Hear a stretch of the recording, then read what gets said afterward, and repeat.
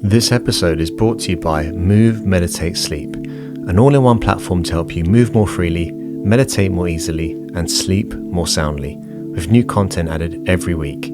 If you'd like to try a free 7-day trial, click the link in the pinned comment. Hey, Kate. Hello. How are you? Is this really the start? This is really the start. Hello, everybody. Everyone says that always. They're like, have we started? Yeah, we have. I get it. How are you doing? I'm good. I feel nervous all of a sudden. I know, but yeah. otherwise That's good. why we did our breath together. It's because it's so official here. There's like There's literally lights and camera. yeah. Kate, for people that don't know about you, what do you do? I say I'm a yoga teacher. I do a lot of corporate well-being. So workplace wellness is my business, and a lot of work with women's circles and cyclic wisdom. So describing what I do, I don't know. Yoga teacher is the short way of describing it, I think. Cyclic wisdom. What is that? And So come for close me, to the mic. A little thank bit you. closer. Okay, is this good? Perfect. So for me, cyclic wisdom feels like a reclaiming of cyclic wisdom, the nature of cycles. And the ways I work with it primarily would be the wisdom of the Celtic wheel, so the wheel of the year, and the wisdom of the menstrual cycle. That's huge in the work that I do. And to summarize it really short, it's a nod to the fact that we are all cyclic. Like you are, I am. We live in a world that's cyclic, but we're in quite a linear society that doesn't encourage these natural times of contraction and expansion, the natural ebb and flow, the yin and yang energies. So it's embracing and making space for the cycle in our lives in whatever way that manifests, and starting to lean into it and work with it and take support from it, and then incorporate that into your work, your training, your creative projects, your relationships, how you even show up in the world. So yeah, it's a little gift. So with cyclical wisdom, we're talking about the seasons, menstrual cycle. Is this what we're talking about? Yeah. Like this, so because for people, are we talking about your menstrual cycle? A lot of the time I am. Sorry, it's my ring. And when I speak, That's a hell of a ring. you know, for the people. Bling. Is that a sovereign? Yeah. What does it say? It's a little horse, and it says 1886, and it was my granny's brooch, and I made it into a knuckle duster for myself. That is amazing. I used to have a sovereign that said KB. Oh, Yeah, I got it from Argos. From my you obviously got it engraved or personalised. Yeah, but my mum's initials are KB as well, so she now has it. So. Oh, that's so sweet. Yeah, but it's not as cool as your one. Oh, but, I always wanted one. I was never allowed to get it. That's amazing. Look at me now. I actually would quite like. Prince Charles has one on his little finger. The signet rings. Yeah, but Rachel's like, no, you can't. I think they're cool. I think they're cool too, Yeah, but yeah. what can you do? Rachel won't allow it. I'm sure allow it, yeah. So sorry, you were saying. So yeah, I speak a lot about the menstrual cycle, which is probably one of the nicest things to tap into, and I can explain that as cyclic wisdom if you like. And I think just what's nice to know is that there is a natural ebb and flow to our energy all the time. There's a natural ebb and flow to creative projects that we do. There's a natural ebb and flow to our day. Like men are on a 24-hour cycle, and all of us are. We wake up in the morning, we go to sleep at night. That's like a nice little 24-hour rhythm. We can also put ourselves in the framework of the seasons of the year, and we have spring, summer, autumn, winter. Especially right now in Ireland where we are, we're coming up towards the brightest day of the year. It's sunrise at like 4 a.m. and sunset about 10 p.m. So there's a huge amount of light. Versus in winter time, on the winter solstice, when it's dark at 4 o'clock and sun doesn't rise till who knows what time, 8 or 9, or whenever it rises. And I suppose the cyclic wisdom is making space that we will feel different all of the time, that we're not going to turn up and be the same and feel the same every day. But in the society that we live in, as we're living right now in modern society, we're expected to go to work and do our job and be quite linear and the same every day, a lot of us. How we are expecting ourselves to show up for training, for example, for like gym stuff. A lot of the time is go and be the same every day, go and kick ass every day, go and do your thing. And I really feel that society, as we are right now, doesn't make a lot of space for the other half of the cycle, which is those natural periods of contraction and pulling back and going within and rest and restoration. Because we're really valuing productivity, output, doing, outward focus. And I don't feel that there's as much of a value on going within the internal space, resting and pulling back. And when you open your eyes to cyclic wisdom, if it's what you're interested in, it's how it becomes, well, at least for me, a lens of how I see the world. So with some of my girlfriends, we might be chatting and they'll tell me a story or they'll bring in a certain energy and I'll be like, what day of your cycle are you on today? Because this sounds like you might be in your inner autumn, you know, or... Yeah, it's acknowledging, like, even as a yoga teacher, say right now, I do a lot of corporate work, and the energy that's coming into the space is very different now than it was in January or February. So in January, February, a lot of people were tired, stagnant, heavy, flat. Obviously, a lot of that was to do with where we were with regards to lockdown and stuff. But now I'm finding people more inclined to be overwhelmed, frazzled, that kind of different, subtly different energy. And to me, it makes sense because right now, where I'm working in Ireland, the light is at its fullest. We get less sleep naturally. We're more inclined to be outward and doing and going and giving. And it's just looking at things through the lens of cyclic wisdom is an extra understanding or key to how we move through the world. And then if we choose to work with it and respect it and embrace it, it allows us to open to sides of ourselves maybe that we've pushed away or wish were different, and to really what all my work is about, bring more understanding, more knowing, more nurturing, more care to ourselves. Because say in the case of women with the menstrual cycle, it might mean that in the last week before we get our periods, when naturally our bodies are calling for rest and we're more tired, that we actually just take the nap, you know, or we pull back, or we ask our partners to do a little bit more for us so that we can respect our body's natural call to pull back. And then 2 weeks later, when we're like superwoman, that we go and take on a little bit more and enjoy that. Or even in the context of just an ordinary person, that if you find yourself in a dark part of your life, a dark chapter, you've had a loss, you've had a struggle, you don't feel creative, whatever is happening, when you understand this cyclic wisdom, you deeply trust that, oh, this is a time of going within, it's a time of contraction, it's a time of release, it's a time of shedding.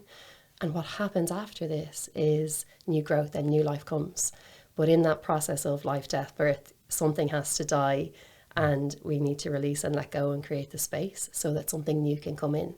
And so it builds a really deep trust, I think, in ourselves and in the world around us. Yeah.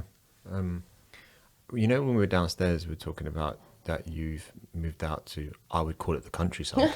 Spit out my teeth. Sorry, the countryside. And you're saying that you can see the sun rising, sun setting. It's not obscured or blocked by buildings. And you're close to water as well. I'm originally from London. I'm from like a very grey part of London as well, where loads of shops are shut down and there's like it's pretty polluted. And moving to Ireland, moving to Dublin, people say to me, like, do you miss London?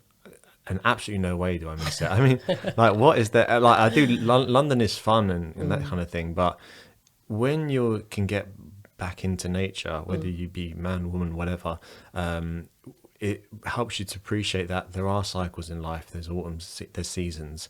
And I have found that when I first started doing this job, I was real like hustle culture. I was into that, you know, because I was thinking, oh, I'm actually doing something for the first time ever that I'm quite good at, and I can actually be, you know, good enough where I can make a. I feel like I have not what's the word? I could just be competent at it, basically, you know, as opposed to just being in a job because I found myself there. But the thing is, I got I would say I got seduced by the rise and grind type thing, and I used to, the problem is with that is that if you're teaching well-being but you're not well yourself, you there's a imbalance in you. You feel like a hypocrite where you're telling, you know, you're advising people like how to look after themselves, what to be eating and stuff, and now I found a lot more balance, and I think that's especially because I live with Rach, and obviously she's a woman, and she's very I would say I'm like archetypal male, she's archetypal female, I would say. She's and that, but that's fed off on me, whereas I used to say to her, all right, someone, let's get up early, let's go hiking or whatever it may be. And some days she wouldn't want to do that. And I started to appreciate that it ebbs and flows. And I've just become more appreciative of the importance of nurturing yourself, nurturing other people as well, as opposed to just producing. But I do think I used to be very, very, what's the word, resistant to terms like patriarchy, because when I heard that word, I was saying when I heard would hear the word feminism, I'm like, oh, here we go. This is someone that just hates men. But in fact, if you don't take it personally, you just try to understand what the person is saying. This patriarchal view on society or how we should run our lives is all about like dominating, producing every day, getting up, getting it done. But that's not how the world works. No. Thanks for naming that. And there's so much to say about that. But what I'm called to say about the patriarchy is that it doesn't serve men either. This isn't a female versus male thing. This is raising little boys who have permission to cry. This is giving men their full permission to reveal their full emotion, to be human, not to have to put on, I'm going to say toxic masculinity, but not to have to present as that hard all the time, on all the time. It creates space for all of us. And with this next wave of femininity, we were speaking off mic about how men and women maybe are fundamentally different and that's controversial. And even if I park that for now, this next wave of femininity, I hope, will create the space for us to value qualities like intuition, sensitivity, vulnerability, so that when in the corporate context, we don't have to go in and show no emotion. We don't have to, like when I worked in the corporate space, I took as little of my personality as possible to work. When I was younger, like as I get older, it's like I'm peeling off these layers of armor. And even as a young feminist, I was like, no, I don't want a man to pay a bill or open a door, blah, blah, blah. I'm like, yeah, I would love a man to look after me. And not in a financial way, but in like that pure energetic way. And I'd love to receive that from somebody and to just make this space that the softer qualities are valued. I suppose what I'm trying to say isn't that I want to receive from men, but that I am much softer now, that I am much more willing to show my heart and my vulnerability. And that as a result of this patriarchal culture, I lived probably for a few years saying things like, no, I don't like pink, or I'm not one of those girls, or even times I've said, I'm a lad's girl, like stupid stuff like that. That is all part of a shell that you just build to get on and get out and do well in the world. And it's just one example of how the patriarchy can mess us all up. And what I just would love to see is raising young boys to be able to express emotion and to feel safe doing that. And, in the larger scheme, just men and women being able to relate and bring all of themselves, because we all sit somewhere on a spectrum. Like we all hold femininity and masculinity within us in equal ways. And it's just that our culture right now favours what we might call the masculine qualities. And if you don't like calling them masculine, you could call them yang, or you could call them alpha, or any other label. It's just one particular side. You know that yin and yang symbol with the black and the white, and there's a little dot in each, and they're together. It's just that we're valuing one side of that more than the other, and I think it does us all a disservice. Yeah. So, when you were talking there about, and you mentioned toxic masculinity, you did it in speech marks, quotation marks. I think that's, and what I interpret from that is terms like, I feel terms like toxic masculinity, toxic femininity, patriarchy, even matriarchy. Sometimes they're not necessarily that helpful. It's better to try to understand human nature and to understand that we, as you said, we're on a spectrum and we need both. I will say though, maybe this is my issue. You do women's circles, and I know people that do men's circles. The idea of a men's circle does make me feel uncomfortable. Right? And maybe that's Say more why? About that. So because, well, firstly, I've done one circle. And this was when I was in Bali, and Rachel was there as well, and so it was a circle for everyone, and cried, was very, very moved by it. We were dancing around and this type of thing, and then we'd do loads of eye contact. Like really intense. That's Bali. That's Bali, exactly. So I did enjoy it, but I suppose I am actually quite an emotional person, and therefore I actually value the characteristic of robustness and resilience, and but you British might call it a stiff upper lip. You know, life ain't great. Things aren't going exactly as I planned, but fuck it, I'm gonna get on with it and just make the best of it. Yeah. And I actually really admire that. What I don't admire is someone bitching all the time about how they're upset about something. Now, there's something in between there. I've taken the two extremes because you can be the man that's like, I'm just going to get on with it and stuff, but inside, eventually, you might crack, or it's going to come out. Bypassing some of the time. Bypassing, it can be. Or I know it's going to come out in a negative way. Right, manifest itself. But then the other side, if you're like just always too in touch with your feelings, you're not getting anything done, and you're moaning all the time about how you're hard done by, and the world isn't designed for you, and you're oversensitive. You'll be a victim as well. Yeah. So, I think that, I think there's a shadow side and a healthy side to both. You know, so the shadow side of toxic masculinity might be never showing any emotion, complete stiff upper lip to your detriment, never crying, feeling like you have a very particular role that you have to hold and how to be seen in society in this very tight way, and possibly not even knowing about the power and the impact that you hold and what you have in the world at the moment. The healthier expression of that may be different. It may be integrity. It might be leadership. It might be other qualities that are holding you in that high place without any of the toxic stuff. And the same then, if you want to break the feminine expression or whatever you're looking at on the pole, you can go to chaotic and completely lost and manipulative on one side, or you can go to wide, open-hearted and discerning and,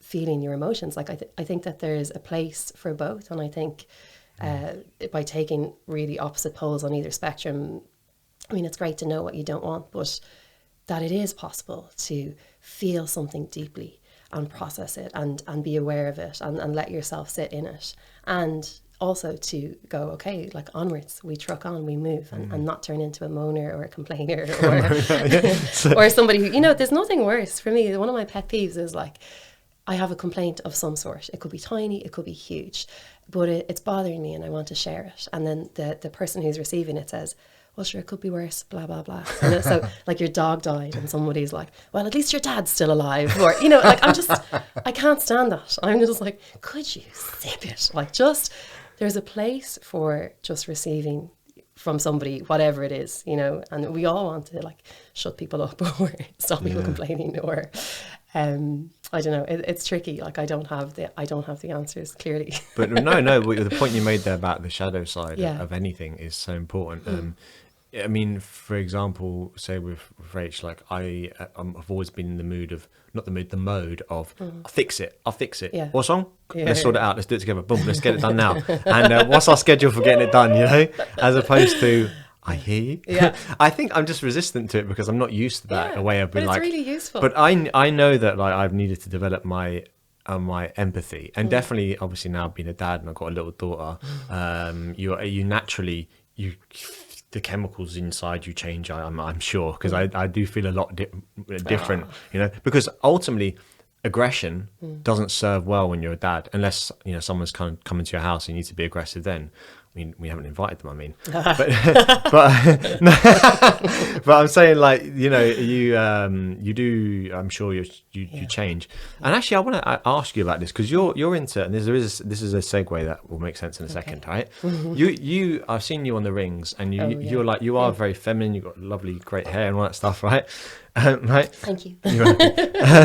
But you do a lot of strength training as well, so you're strong as well. I was. Lockdown got us all. So I said, like, to people that I won't mention, you should do some strength training because it'd be good for you, blah, blah, blah. And the response I've got back from women is, no, I don't want to get big muscles. Oh, Christ. Yeah. What's that all about? Okay. I don't know what that's all about. I can only share my journey, and I naturally am quite a fiery person, so I've got a lot of energy, and I sorry for I'll ruin your podcast. That's all good. I have a lot of energy. I've got a lot of fire. I've got laterally a lot of force and strength training. Naturally. Sorry. Naturally. Sorry. Get really specific. Naturally, I have a lot of force. And strength training for me was just a way to channel my energy and to use it. And it just so happened that I adored it. I absolutely loved it. Made me feel amazing. Now, I do recommend it for people. I think we should all be doing it. I think it's amazing to be in a body that feels strong and capable and good. And that just like everything, there's a place for it all. You know, I wouldn't say that one thing is better than another. I also feel, talking about strength training, like my strength is gone. Like all that stuff on rings that you've probably seen me do, I wouldn't have a hope in hell of doing it now. But I do hope to get back one day. And also, like anything, like I kind of follow my interests. So I have these ebbs and flows, and I get, probably similar to you, obsessed with one thing for a while and then pull right back. And so I've had years where I was very obsessed with strength training and really hard on it. And actually, if we're talking about, I'm very aware we're saying masculine and feminine, but I don't mean this in a gendered way at all, like yin and yang. I was very aware that I was in a very yang state or a very masculine state with that. So I was chasing my chin-ups. I really wanted to get a muscle up. I was pushing really hard. I was training 5 or 6 days a week. At the time, I absolutely loved it. I felt amazing in my body. It gave me great purpose. It gave me great joy. It left me feeling really connected to myself and just like I could kick anybody's ass. And that was an amazing feeling. But at the same time, the deeper I go into some of this yin or feminine work, the more I see that was like similar to what you said, hustle, push, go, go, go. And it would be lovely, I'm probably too much the other side now, it would be lovely to land, you know, to find that elusive balance or to get a few chin-ups back and be doing the lovely feminine stuff at the same time. So yeah, to answer your question, the women in strength training and bulky, I don't know where that comes from. I haven't seen it happen really to any women yet. And there's space for us all to find our own path. But if you're curious or if you haven't tried strength training, give it a go and find an amazing trainer. Like the same as if you want to go to a yoga class. I always say to someone, oh, if you did yoga once and you didn't like it, you probably just didn't like the teacher. You know, there's as many different yoga as there is people. So you find your person and you'll probably like it if you want to do it. And the same with strength training. Don't put on YouTube and start following like an Instagram fitness model and doing like hundreds of kickbacks or something random like that. Like go and find a very good trainer, male or female, whoever you identify with, and dedicate some time to them for a while so that you can learn, and that will really, really serve you. So that would be the advice you didn't ask for. No, it's important because let's say, for example, if you look at yoga and you think, oh, it's all lying around doing nothing, it's all yin energy, feminine energy, you'd be very mistaken unless you actually went to a class and, as you said, you met someone, the teacher that resonated with you, right? You like their style, their personality, whatever it was. But also with strength training is the same way. There's actually, I would say, things are very misleading what you see in real life than what they really are. Like more specifically, what I'm saying is the women that have the big muscles and that are ripped to shreds, that's not natural. I hate to drop a bombshell, but like that is not natural. Because I fell down that trap of like trying to get big muscles as a man, and I was like, oh, I've got to eat 8 meals a day, and you know, I was eating like chicken breasts and broccoli and stuff. I didn't realize these men are on steroids. You know, they have, you cannot look like that naturally. But then you start chasing that, right? And that's what you think strength training is. And then eventually you're going to injure yourself. That's what happened to me. I started lifting these weights, didn't know what the hell I was doing, injured myself. Then I was like, right, I'll do yoga to try and fix that. Oh, cool. So, but yeah, I could be wrong here, and I'm welcome to be corrected, but there's a book out at the moment called T, which stands for testosterone, and the lady that wrote it talks about the difference in testosterone between bodies and how, you know, if you lift a lot of weights, you simply, if you don't have enough testosterone in your body, you will not grow that amount of muscle. So, and if you go to yoga class, the thing that's misleading about yoga is it's not just stretching. There's a ton, physically speaking, there's a ton more to it.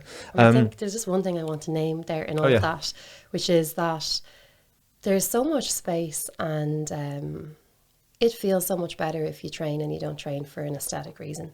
So if when you train, you're training to feel bad like badass, or to feel good in your body, or to have a goal, or to have something that you're working on. I think this aesthetic piece, we're all under so much pressure already, men and women, to look a particular way and to be, you know, presented a particular way. And part of that is all fucking the bullshit as well, you know, and yoga brings you a lot of the time into a lovely relationship with your body where that changes, but it's also possible to strength train in a way that that's not what you're after as well. So just want to name it. Yeah, no, that's I think that's important.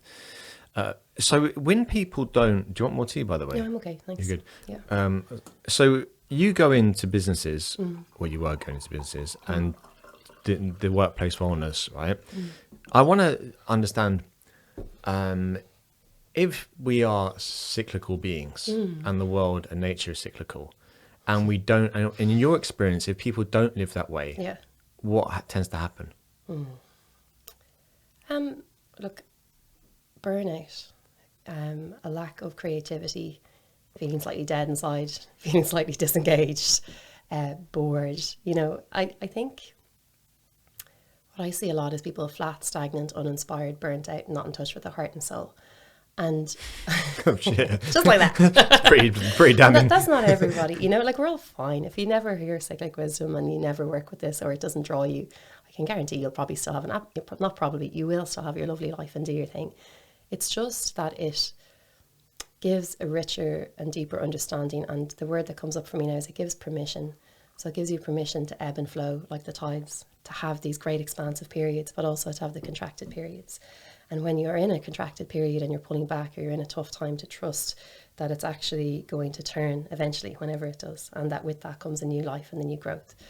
And so in the corporate context, what I see a lot is people who are just tired, burnt out, uninspired, flat, stagnant.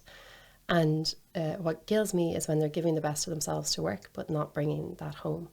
Yeah. So they are going in and they're working hard and they're not switching off. And actually, can you protect your creativity in that space? Like, are you actually doing the best that you can do if you're working 12-hour days, or never switching off, or answering your emails at 8, 9, 10 o'clock at night? Like, I don't think that it is possible 5 days a week to work 12 hours a day on your computer and maintain creativity and a good quality of work. And so I really want people to value switching off, bringing the best of themselves to work and the best of themselves to home. And this cyclic wisdom, I hate that word sustainable because it's very overused at the moment, but it is a sustainable form of self-care. Yeah. So in the case, the menstrual cycle is a really obvious one. We have a week maybe where we pull back and actually rest. We have a week of kind of stepping out and moving out into the world, a week of full power, and then a week of editing and starting to draw back a little bit. So there's that, it's kind of built in. And as women, if we want to, we can start to work with that a little bit. But people in general, and women, I mean women and people who bleed, people in general can also work with that, so that we just create this sustainable self-care, so that just like you in the gym, you couldn't sustain that training and eating 8 meals a day all of the time, all of the without getting injured.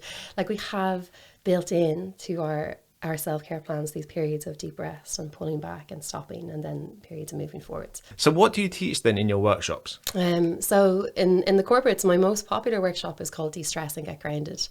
And so it is an hour for people to come together, and we go through information process, like actually doing something, and then integration, so that people share what they found, how they found it. So for me, it's a lovely way of not just doing an hour and talking at someone, giving them a PowerPoint with your tips for self-care. We're actually doing some kind of grounding and anchoring together. And then as they chat about how they found it and what happened, we're creating connection with people who are working remotely, so that they're now teams coming together and doing this. And I love to teach it because it can be different every single time. Right. And so one of the main things in the last year was that before March 2020, I'm reluctant to even say the word. Don't say the C word. Before the C,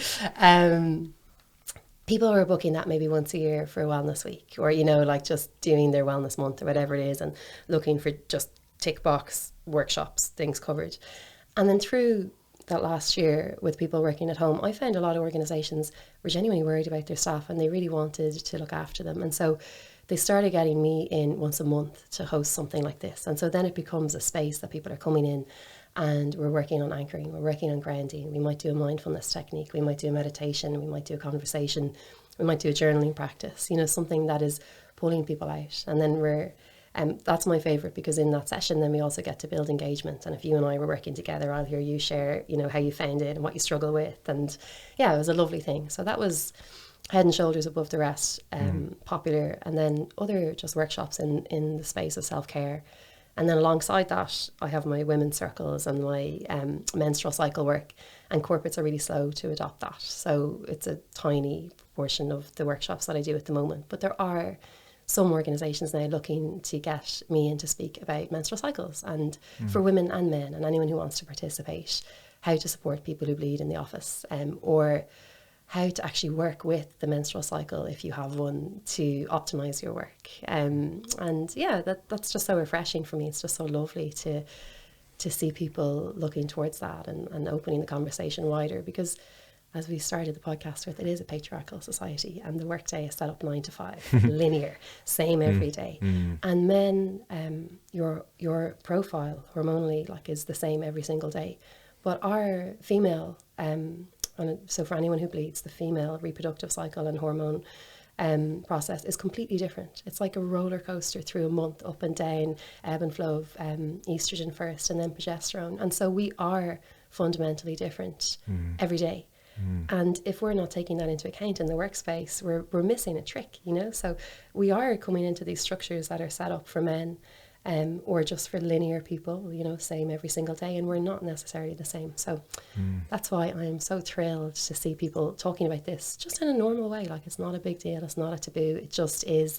And while I'm on the rant here, Go on, Kate. The other aspect is training.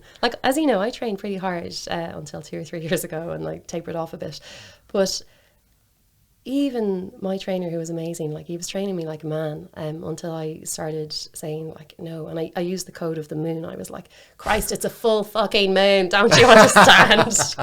And then slowly we started to adapt and work at my cycle. But now it's great. It's slowly being spoken about a bit more, and you see athletes like the American soccer team tapering for their cycle, and different people speaking about it. But even as little as 3 or 4 years ago, there's no mention of this. So people are talking about fasted cardio or different things that may suit very well someone with that 24-hour cycle of testosterone boosting in the morning and dropping through the day, but doesn't work at all for women. And it just blows my mind that we're set up like this, and something that's so fundamental and so ingrained in 50% of the population for 30 odd years of our lives isn't addressed. And never mind menopause and everything that happens after. So yeah, it's kind of swept under the rug. And I know in when you're with other men, say I play for a football team and stuff like this, not now because we're adults, but when you're kids, the menstrual cycle is very embarrassing, and it's kind of it's almost seen as kind of slightly shameful as well. For women too, Kevin. Of course. That's what I mean. Sorry, as in I thought you meant men. That you no. Men should make women feel to be ashamed of it, it's a big inconvenience. Whereas it's something that should be celebrated. Because it's life. Yeah, thank you. And you are alive, and you have a gift, and not many people are alive, considering all the people that have ever lived. So yeah, that's if it wasn't for the menstrual cycle, there wouldn't be existence. Yes, queen. Yeah. But the menstrual cycle as well is a gift. It is truly a gift. And I love that. I've heard it before, and I don't know who said it, but the heroine's journey, or we'll start with the hero's journey. So up and out, and we all have it, initiations in our life. The menstrual cycle can be like the heroine's journey, in and down. And through the process of every month, we're guided through a little initiation. And that is only leading us to get to know ourselves better. Each phase of the menstrual cycle has a different invitation, has a different gift, has a different shadow, has different archetypes associated with it. And we're embodying this cyclic wisdom, whether we like it or not, if we're on a natural bleed where we ovulate and menstruate every single month. And we can work with that. And someone like you can benefit from that in your partner, Rachel, or the world can benefit from that when we start to respect it. And I believe there used to be a deep reverence for that cyclic wisdom and for women in that place, and that we lost it. And that by coming back to it, women embrace it and get the gift. It's like you get a little set of keys and you're like, yeah, oh, cool, this makes sense, amazing. Men get to benefit from it. None of us are shamed. I mean, there's still taboo. People still say oh my God, you're brave now, to speak about periods, or oh God, what does your dad, my dad follows me on Instagram now, and he's watching my stories talking about periods. And I just think it's so great, we need this. And when I teach this stuff, if I just break down the cycle and the seasons and stuff for people, I just see this look in the women's eyes and they're like, oh my God, yeah, like, wow, oh my God, like, why didn't we know this?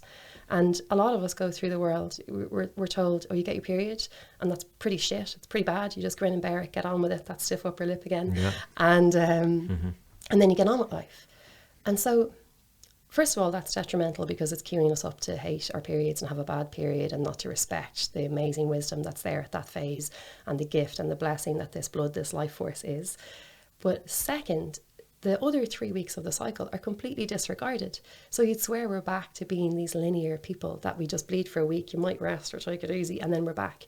But that's not the case. You know, there's this ebb and flow every single day, every single week of the cycle changing, and it's completely disregarded. So the problem is, or not the problem, the advantage of measuring linearly is that for a capitalist society and a company that's trying to make money, they can measure your performance because everyone works 9 to 5 and every day is the same, and is today better than yesterday, and better than is this quarter better than the quarter before?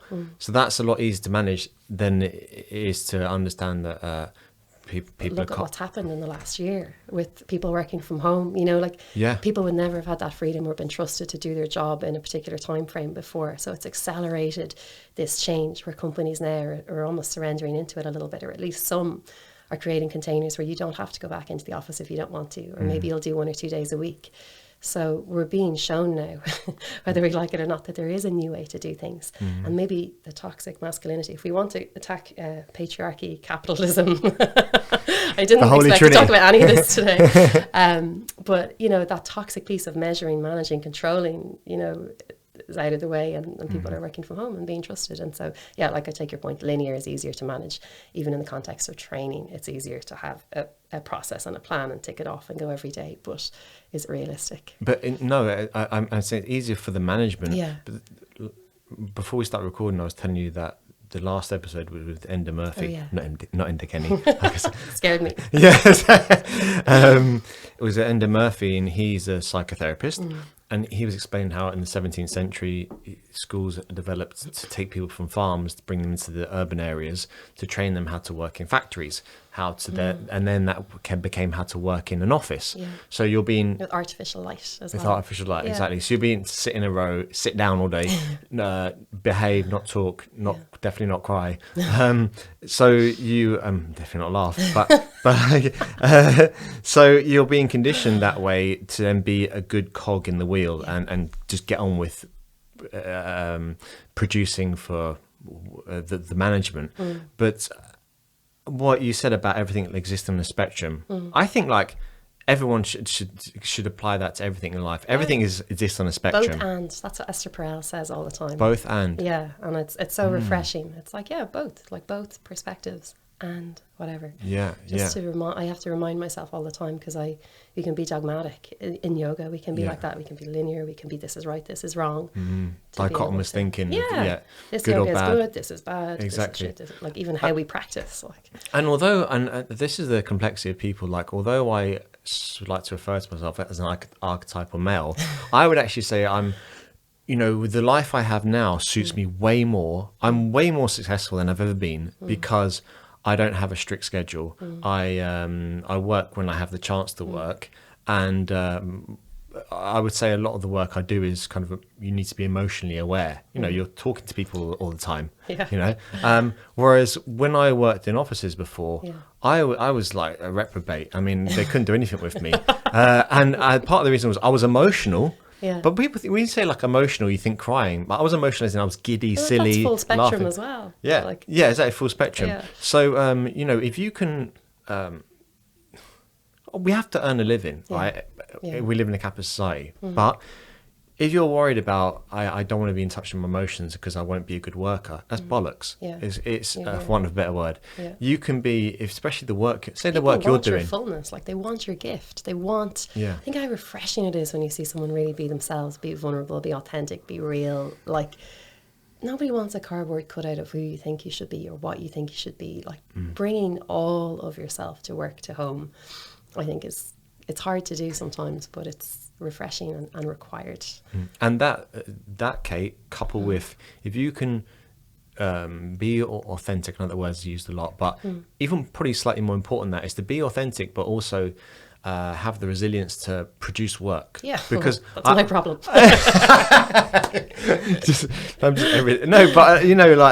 I think that's what people like, and I really admire, is that someone who's in touch with their emotions, Yeah.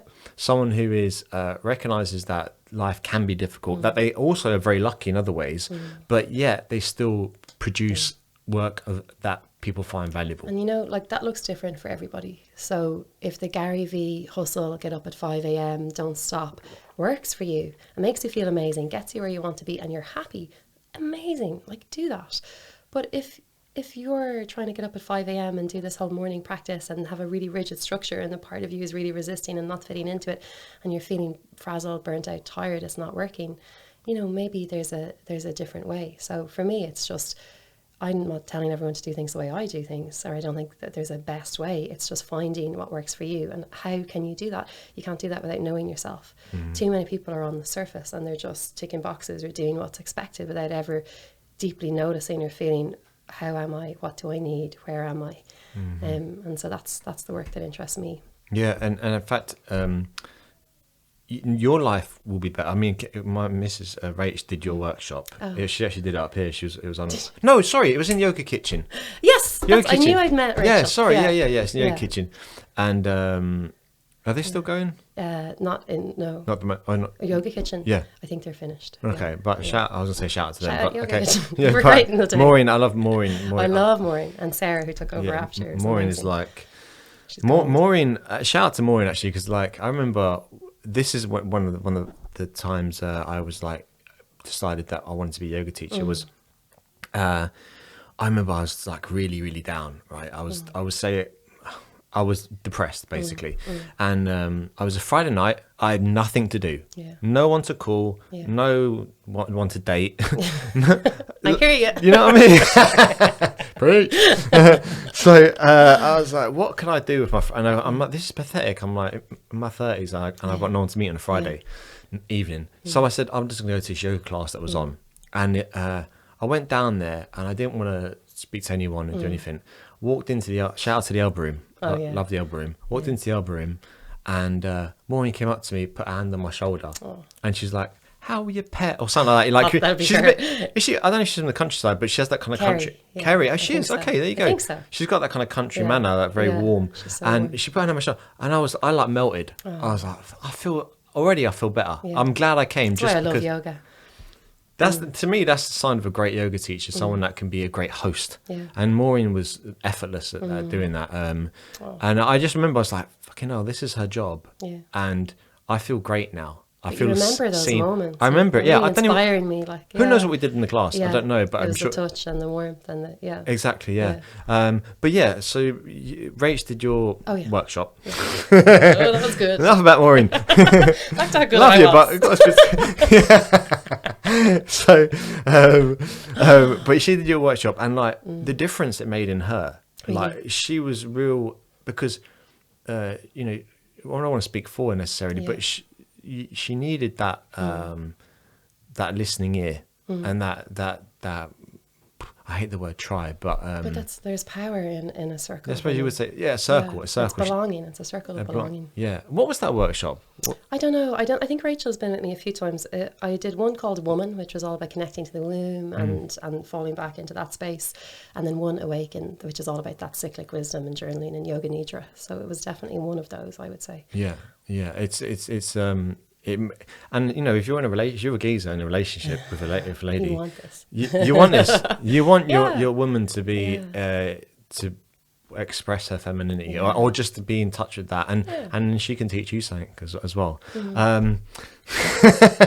I don't mean I didn't think I've gone too far. I was just thinking how strongly we're in gender roles here, and I don't want to gender roles. Man and women. And I know, but that's so expansive to everybody. It's just your circumstance. Yeah, it's just my circumstance exactly. Yeah. But so where are we now? We're is it June, July? What's your story then for the summer? What are you going to do? I'm going to have a lovely summer, I think. I'm going to kick back. I'm going to go on road trips. I'm going to enjoy my new home. I have a few workshops on, the Awaken ones, which are always on the Celtic festivals. And I hope that I'm going to use this summer just to plan what next, because like now that I've moved my house and I'm in a new space and I've had the last year of feeling the corporate space change, I'd like to level up a little bit and create more packages and just use the summer to get all of that really aligned. Because what's happened is it's created the space for this heart and soul work, which is really, corporates are now open to me asking people to connect with themselves, to go deep, to go in, to create that lovely space. And so it no longer feels like just kind of ticking the box or eking your way in. Yeah. And I'd love to create more offerings around that and just, you know, get ready for more of that and have fun, because I think summer is for fun. It's for play. I agree 100%. Well, Kate, that was brilliant. Thank you so much. If Kevin. people want to find you, yeah, Instagram is the best way to find me, especially if you want to learn about menstrual cycles. Mm-hmm. Actually, I'll have a menstrual cycle workshop as well in September. So for anybody who wants to learn about the seasons, the cycles, the superpowers, the invitations, especially if you don't know about it already, I would just so encourage people to check it out and to educate themselves, because it can be a total game changer. yeah, absolutely. Thank you. That's Thanks, great. Kevin. Thank you. This episode was brought to you by Move, Meditate, Sleep, an all-in-one platform to help you move more freely, meditate more easily, and sleep more soundly, with new content added every week. If you'd like to try a free 7-day trial, click the link in the pinned comment below.